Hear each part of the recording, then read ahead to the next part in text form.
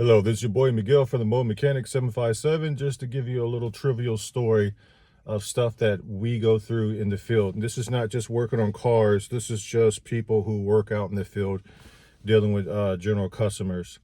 I made a few videos in the past about things that I go through in the public, and there are certain commenters who will say, oh, you're just whining. This has nothing to do with whining. My stories can help other people know how to navigate through the current situation that they're in, because you never know what situation you're in. But if you already know consciously it's happened before, somebody's went through it, this is how you handle it and you move forward. Moving fast forward, and our company, you have to make prepaid diagnostics over our computer system. We don't do it for you. You have to pay our diagnostic before we show up.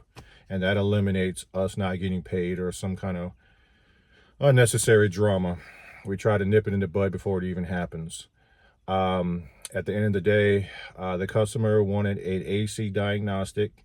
He wanted an AC recharge on his Chevy Suburban. Then he put up there that he wanted a actuator replaced.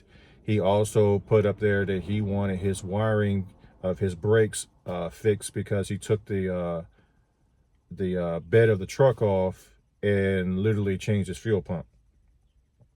With that being said, I explained to him 5 times that you have to go online and pay for any separate diagnostics. And he said, well, I've already paid X, Y, and Z. That only covers the air condition. That only covers the air condition recharge, and only covers the air condition diagnostic. Nothing less, nothing more. I called him directly after the 6th time talking to him via text. He acted like he couldn't figure out what I was talking about. And mind you, this system's been set up for like 5 years. No one's had an issue with it. So anyway, I called him on the phone and I said, you have to go online and you have to go for the automotive diagnostic. He said, okay. I get off the phone. He does 2 waiting lists. He's still not doing it. I call him back and I said, I'm going to have to cancel it again because I need you to do this correctly. I got you. So I get in my vehicle during from 9 to 5, our business number will start ringing. I was already on the road, so I don't know any texting, any calling, or carrying on. I get to the vehicle and I see this man pacing back and forth, yelling and screaming.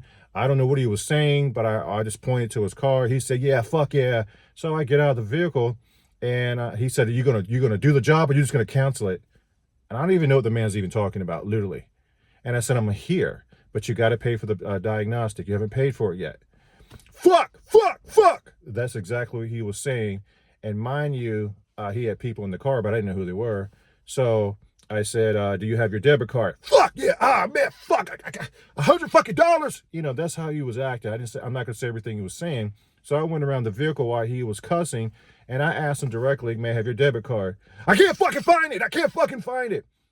And I'm thinking, what is wrong with this man? So I looked at the phone, and he said, cancel it. And I didn't even know this. And I said, because of your hostile behavior, I'm going to cancel this appointment. We have a cancellation policy. A certain amount of money comes out of the diagnostic, and certain amount of money comes out of the AC recharge if you just cancel it. Because we bought the Freon.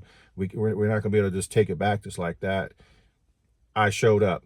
So I get in my vehicle. I beat my horn, wave at him, and I drive off.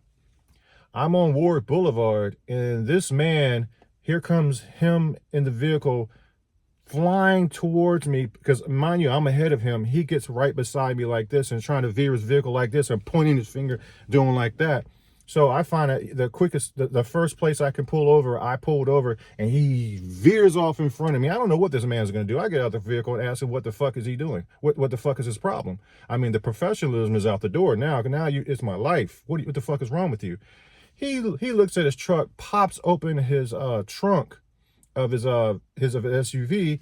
The kids are not even sitting in seats or seat belts. They're just laying on the floor flat like this. I'm like, what are you doing? And he told me, you're not professional. Oh, and I'm like, what, you trying to fight me? What the fuck is wrong with you? And he's yelling and screaming and carrying on. You're not professional, this and that.